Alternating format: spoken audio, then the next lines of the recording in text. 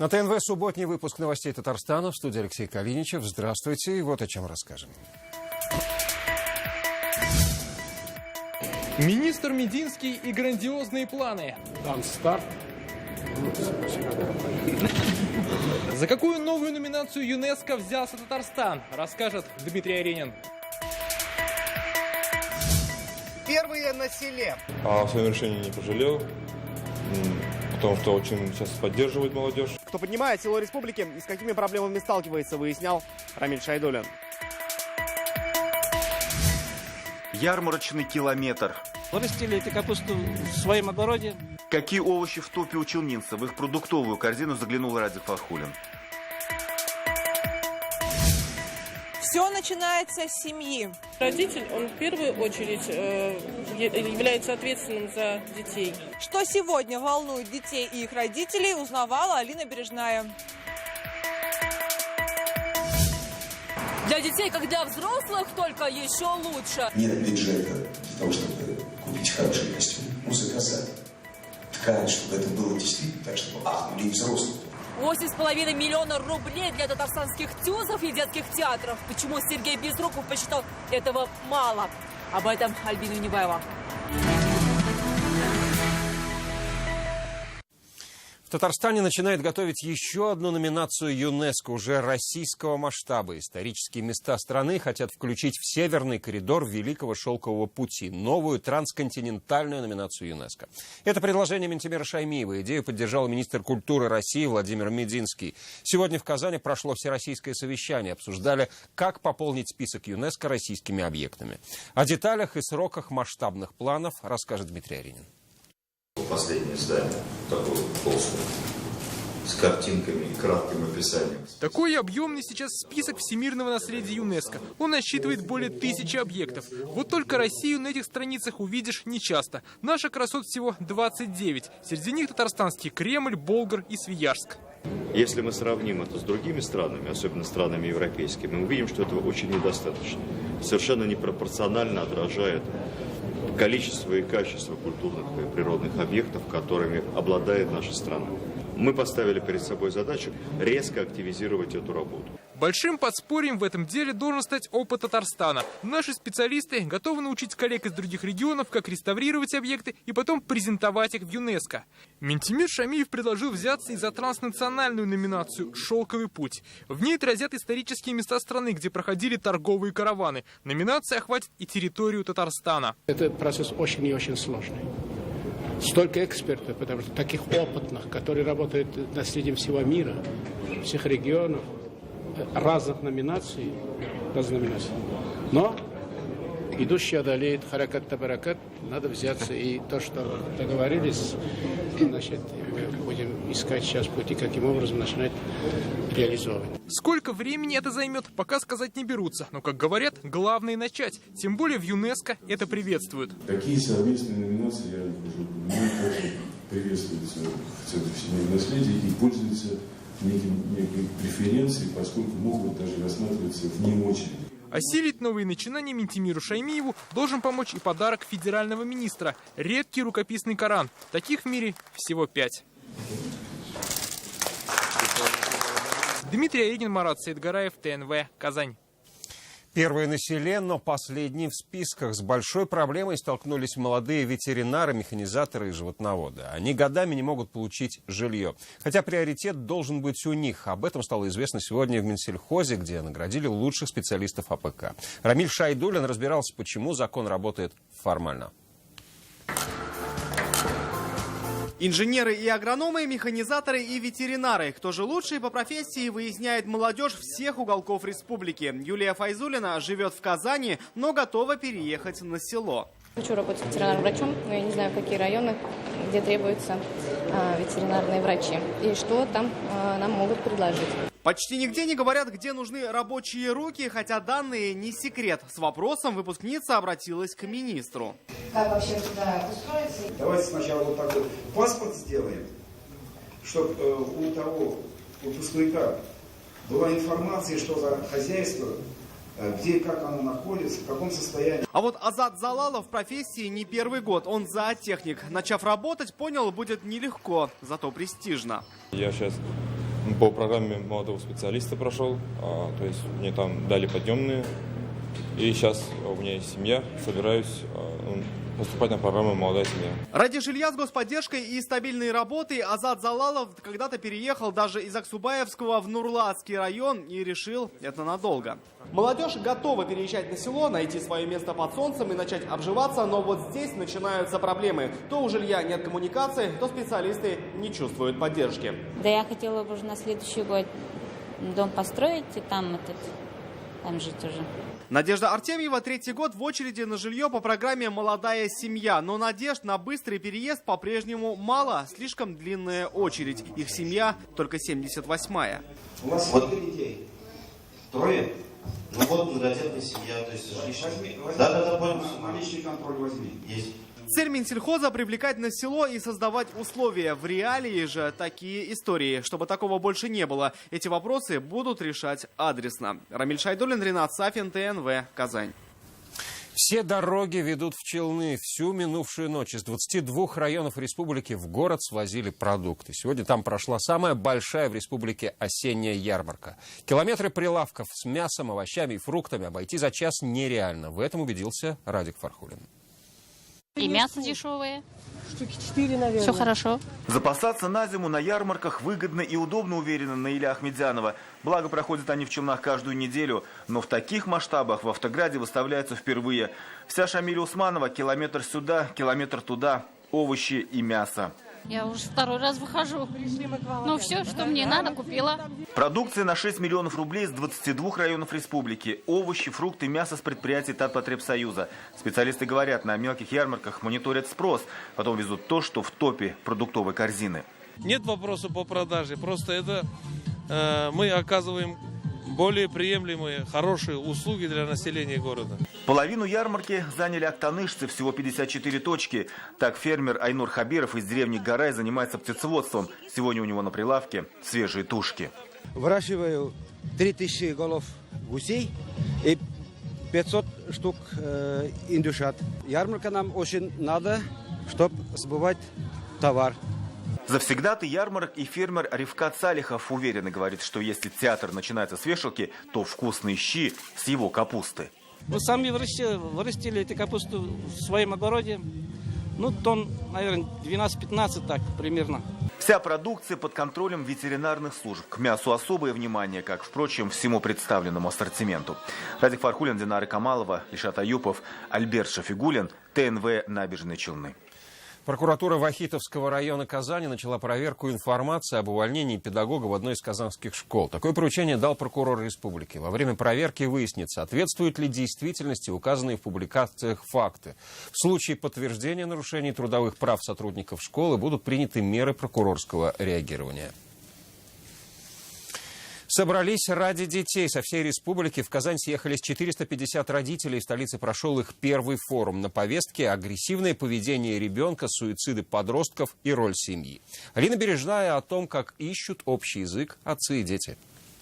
Родитель, он в первую очередь является ответственным за детей. Об этом не понаслышке знает мама 3 детей Ирина Бектагирова. Ее 15-летний сын Салават – аутист. Сегодня Ирина, участница форума, рассказала о своем опыте воспитания ребенка с ограниченными возможностями. Моя задача и цель – донести до родителя, что да, это сложно, но с этим можно справиться и надеяться на лучшее, что все будет хорошо. Дети на сцене, родители в зале. Как только хор запел, засверкали экраны телефонов. Свое чадо на камеру снимают мамы и папы. К ним с приветствием по видеосвязи обратился Фарид Мухаммедшин. Именно в семье складываются начальные представления молодого человека о добре и зле, о порядочности, об уважительном отношении к материальным и духовным ценностям. Наша сегодняшняя задача – определить, что мы можем сделать еще, объединив всю родительскую общественность Республики Татарстан на проблеме воспитания наших детей. 6 тематических площадок, дискуссии, обсуждения и предложения. Так 450 самых активных родителей со всей республики вместе с представителями власти решали, как правильно воспитывать детей. Среди тем и подростковый суицид, и трудовое обучение, и влияние интернета. Школьная столовая – излюбленное место каждого школьника. Здесь в рамках форума родители не только увидели то, чем питаются их дети, а также и попробовали. Также каждому родителю раздали вот такие буклеты о правильном и сбалансированном питании. Родители имели возможность обмениваться впечатлениями, обсуждать проблемы, задавать вопросы. Общение между учителями, сотрудниками сферы образования и родителями, оно нужно. После форума будет продолжение. В республике пройдет массовое интернет-собрание. Родители дистанционно смогут задать свои вопросы психологам. Алина Бережная, Андерсон Тальцев, ТНВ, Казань. Родниковая вода в городской квартире не сказка, а реальность. В кранах домов микрорайона М14 Казани артезианская вода появится в следующем году. Доступ к природным источникам обеспечит новая водозаборная скважина в Приволжском районе. Объемы подачи 20 тысяч кубических метров воды в сутки. Как жители отреагировали на такую новость, узнала Диляра Низамова. Сейчас микрорайон подключен к общему водоснабжению, но совсем скоро из кранов потечет чистейшая артезианская питьевая вода. От скважины до крана не 1 километр и не месяц работ. В настоящее время идет геолого-разведочный процесс, но уже понятно, что новый водозабор сможет полностью обеспечить потребности этого микрорайона. Министр экологии лично контролирует происходящее. Что очень немаловажно, показатели по объему. Восполняемый объем 20 тысяч кубов в сутки. Что это значит? Это значит 100 тысяч казанцев смогут ежедневно получать чистую воду. В данный момент мы производим анализы на фосфаты. Это лаборатория по качеству воды. Здесь исследуют пробы на соответствие санитарным нормам. Сейчас специалисты изучают источник на Танковом поле. Оттуда вода должна поступать в квартиры жильцов М14.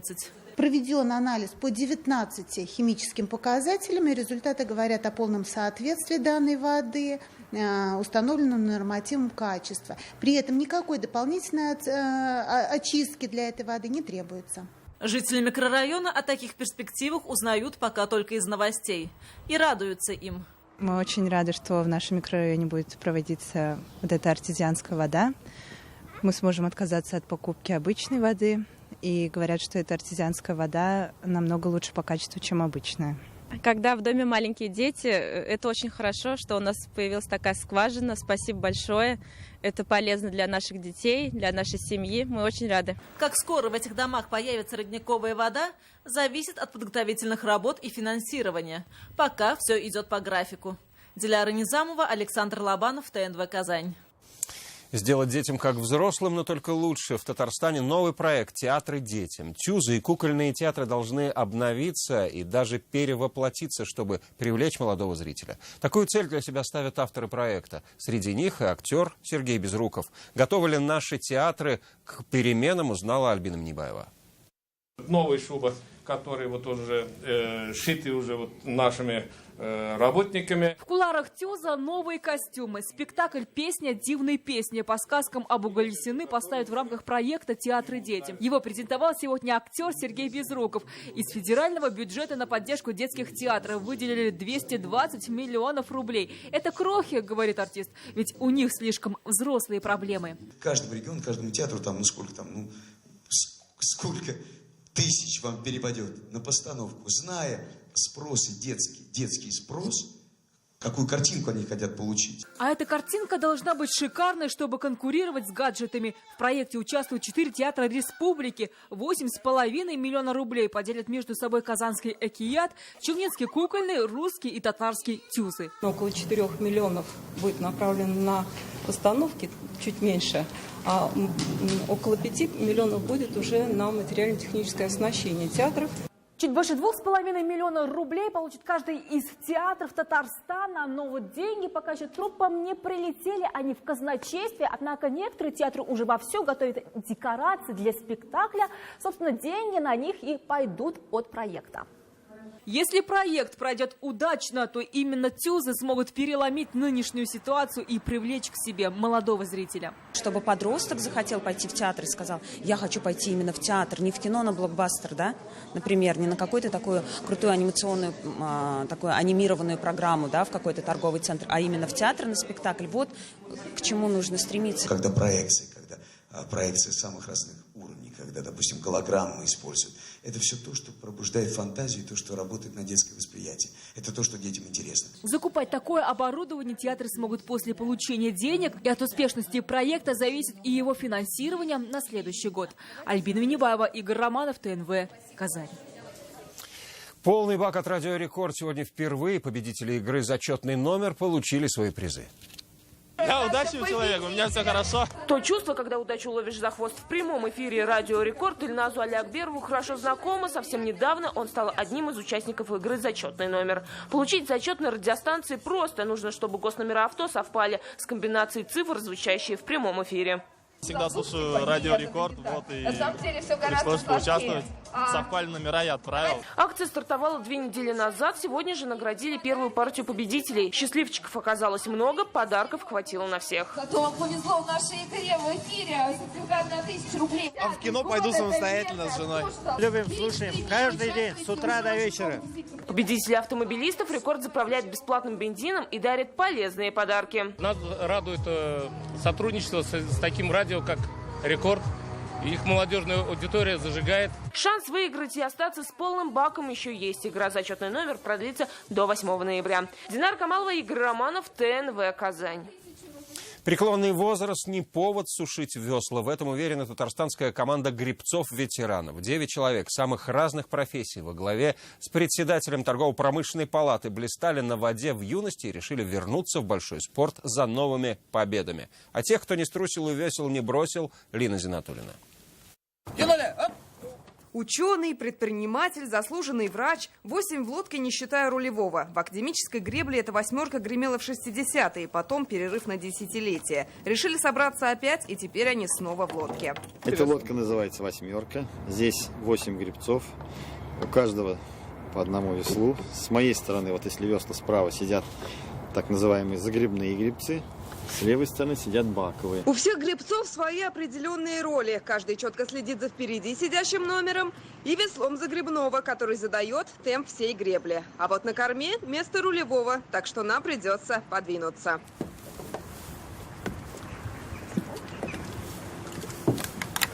Сатуру сняли, толкнулись, оп!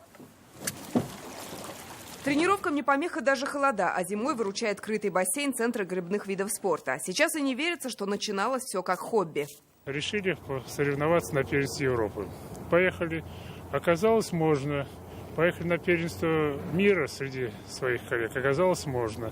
На Олимпийских играх тоже можно. Не просто можно, а успешно получается. Первые места в Европе, бронза на Олимпиаде среди ветеранов, а у 2 членов команды победа на мировом состязании в лодке-двойке. Говорят, выиграли со злости. Прямо перед стартом пропали их весла. Напарник мой Виталик подбежал, первые 2 весла от восьмерки взял, мы вставили и пошли на старт. Злые, все, нас зовут Раша на старт, даже размялись только в течение, стали на старт, как дали со старта, так, напарник говорит: какие идем? Я говорю, вроде первые. Быть первыми в России, Европе и мире. Планов у команды немало. Международная московская регата, традиционная регата в Петербурге, первенство мира в Мюнхене. А будет американская виза, так и олимпийское золото не за горами. Лена Зинатуллина, Марат Саидгараев, ТНВ, Казань.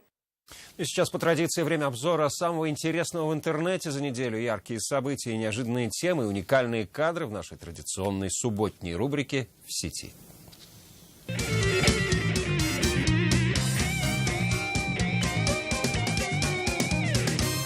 Всем привет! Буквально пару недель назад были презентованы новые купюры номиналом 200 и 2000 рублей. Напомню, что на банкноте 200 рублей изображен Севастополь, а на 2000 – Дальний Восток. А в частности, мост на остров Русский и космодром Восточный. И вот эти купюры дошли до Казани, и пользователи уже хвастаются в сети своим обновленным финансовым положением. Купюры по дизайну немного, совсем чуть-чуть напоминают евро.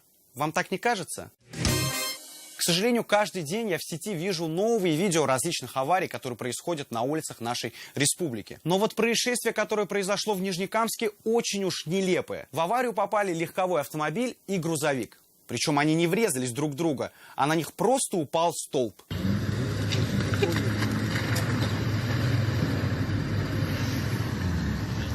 Просто ребята ехали, никого не трогали, и тут бац, пришла беда, откуда не ждали. Столб со светофором накрыл 2 автомобиля. Пользователи в комментариях удивляются, ну как так-то, а? Поэтому, друзья, будьте осторожны. Пришло время для нашей постоянной рубрики «В сети с президентом». Перед началом рабочей недели президент отправился на воскресную прогулку в лес вместе со своим сыном, где, судя по всему, совершенно случайно проезжала вот такая чудо-машина.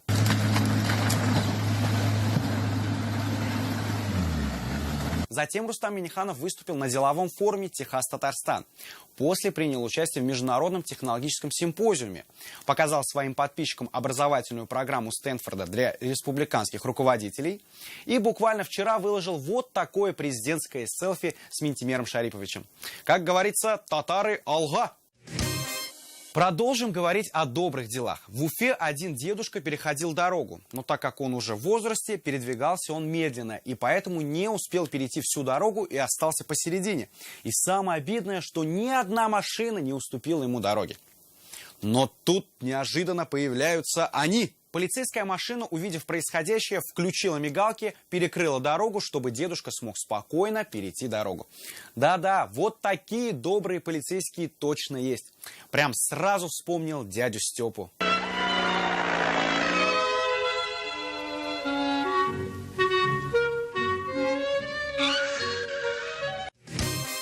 И напоследок топ-тем, которыми больше всего интересовались татарстанцы на этой неделе. Угадайте, что на первом месте? Даю подсказку: зима, на дорогах скользко. Правильно, зимние шины. Да, друзья, пора уже на них переходить, чтобы не скользить по дорогам. Вторую строчку занимает татарский язык в школах республики. Что с ним будет? Спрашивали пользователи сети. Президент развеял сомнения. Также в топе запросов Ксения Собчак. Но будет ли она в топе предвыборной гонки, пока неизвестно. На этом сегодня все. Пишите, комментируйте, выкладывайте фото и видео, обсуждайте. Короче говоря, будьте в сети. Пока!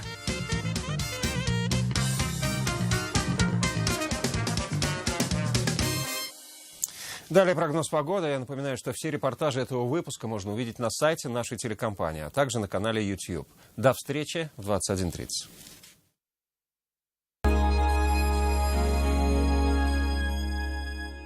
В поисках выгодного предложения ипотеки вы обходите много адресов. Заоблачное, высокое, среднее, рыночное. Но если вы ищете низкую ставку, запишите. Выгодная. Банк Аверс. Доступная ипотека здесь.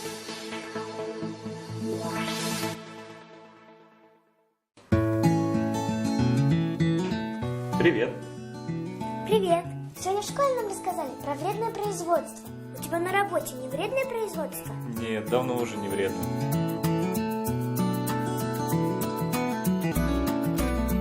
Канзань Оргсинтез. В гармонии с природой. Она красивая, модная и желанная. Идеальная для работы и учебы. Повседневная и для особого случая. Новая коллекция одежды уже в продаже. Торговый центр «Франт». Юлиуса Фучика, 90. Детская офтальмология, аппаратное лечение, клиника Кузлярь. С днем рождения, Эссен! С днем рождения, Эссен!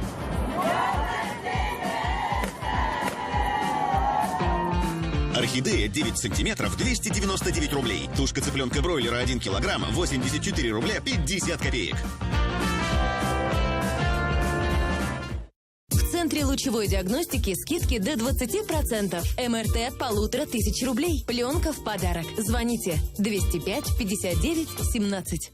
Имплант, абатмент и металлокерамическая коронка всего за 35 тысяч рублей. Только до 15 ноября в сети клиник «Городская стоматология». В магазинах «Идеал» новая коллекция «Осень-2017». Обувь из натуральной кожи от европейских производителей. Идеальное предложение для тех, кто ценит качество и комфорт.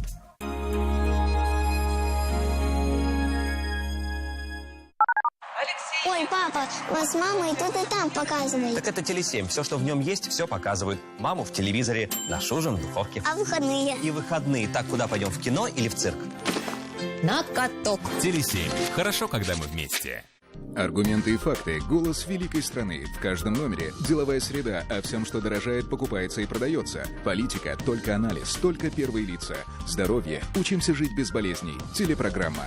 Многим не нравится то, что мы пишем, но правда обязательно должна дойти до читателя. Аргументы и факты. Достоверно о главном.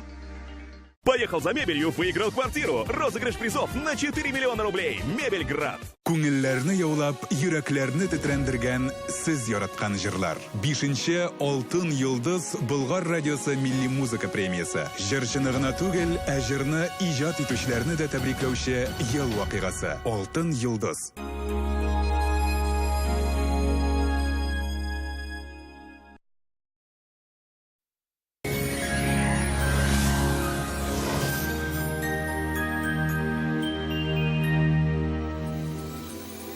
Здравствуйте. Теплый атмосферный фронт принесет в республику осадки и повышение температур.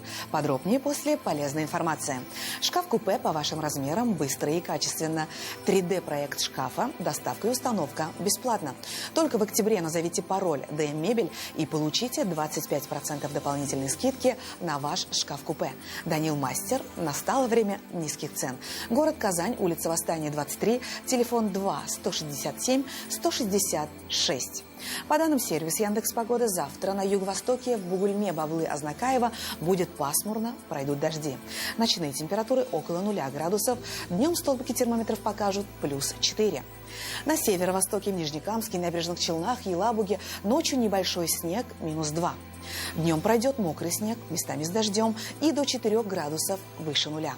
На севере Татарстана, Менделинске, Агрызе, Менделеевске пасмурная и сырая погода. Ночные температуры -4. Днем воздух прогреется до +3. На северо-западе, Варске, Кукмаре, Балтаси пройдет снег с дождем. Ночью до 3 градусов ниже 0, днем +4. Жителей юго-запада республики ожидает пасмурная погода. Местами пройдет снег, местами дождь. Ночью +2, днем до 5 градусов выше 0.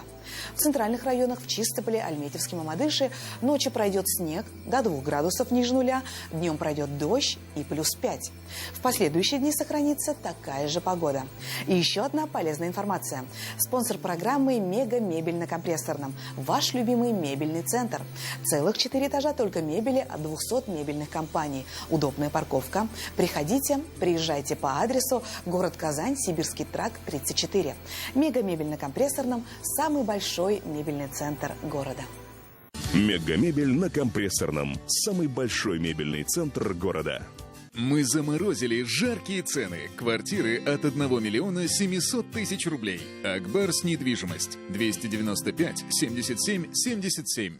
Спонсор прогноза погоды ООО «Акбарс недвижимость». ООО «Акбарс недвижимость» предлагает квартиры от 1 700 000 рублей в популярных жилых комплексах Казани. Дополнительная информация по телефону 295 77 77 или на сайте akbars-dom.ru. О погоде в столице Татарстана. Завтра в Казани будет переменная облачность, возможен мокрый снег с дождем. Температура воздуха ночью 0-2, днем потеплеет до 4 градусов. Ветер восточный, порывистый, до 8 метров в секунду. Атмосферное давление ниже нормы и завтра составит 738 миллиметров ртутного столба. Влажность воздуха высокая, 100%. Ожидается магнитная буря. Берегите себя. О погоде все. В студии была Лейла Латыпова. Приятных выходных в кругу близких. До свидания.